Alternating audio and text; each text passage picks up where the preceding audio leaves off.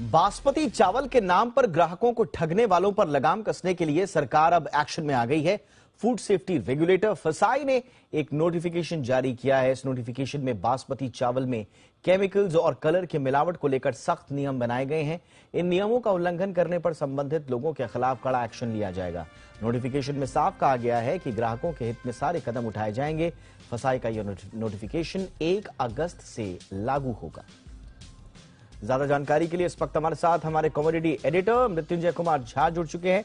मृत्युंजय, क्या कहती है सरकार की नई प्लानिंग, और जो नकली बासमती चावल का प्रॉब्लम है, क्या वो इससे एड्रेस हो रहा है?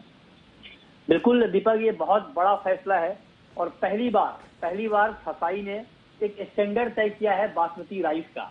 और अब सबसे पहले खबर ये है जो अभी आपने बताया बहुत डिटेल में, इसका मतलब ये हुआ कि अब जो बासमती चावल है उससे किसी भी तरह का छेड़छाड़ नहीं किया जाएगा। ये कानूनी अपराध माना जाएगा।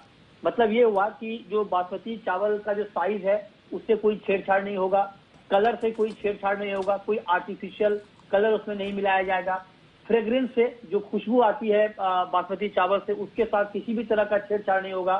वो जिस रूप में है, मतलब धान से चावल बनने की जो प्रक्रिया होगी उसके बाद जो खुशबू होगी वही खुशबू मेंटेन रखना होगा, उसमें किसी भी तरह की छेड़छाड़ नहीं की जाएगी। इसको सख्त तौर पे मना कर दिया गया है।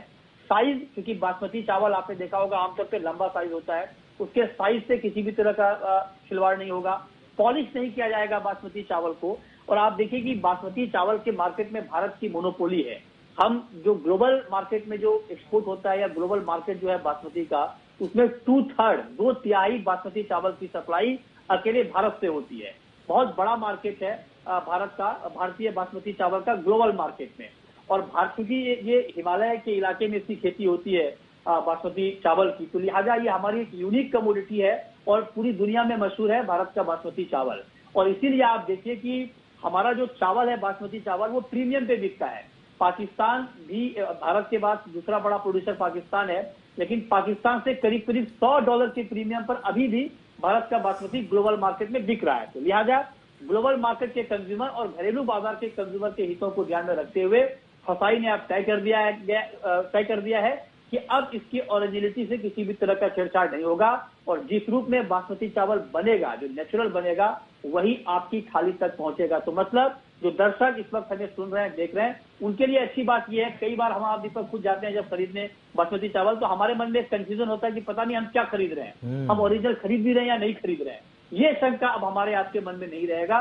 अगस्त 2023 से इसे पूरी तरह से इंप्लीमेंट कर दिया जाए। बिल्कुल सही आपने कहा। और आम किचन्स में बड़े महंगे महंगे चावल लोग लेकर आ जाते हैं क्योंकि उनमें खुशबू आ रही होती है, लेकिन पकाने के बाद वो खुशबू गायब हो जाती है। तो अक्सर हमारे दिल में आता है कि क्या ये खुशबू आर्टिफिशियल थी, कृत्रिम थी, जो पकने के बाद गायब हो गई, क्या इसकी ये नेचुरल खुशबू थी? तो इस पर अब बहुत जबरदस्त तरीके से सरकार ने लगाम लगाने की कोशिश की है।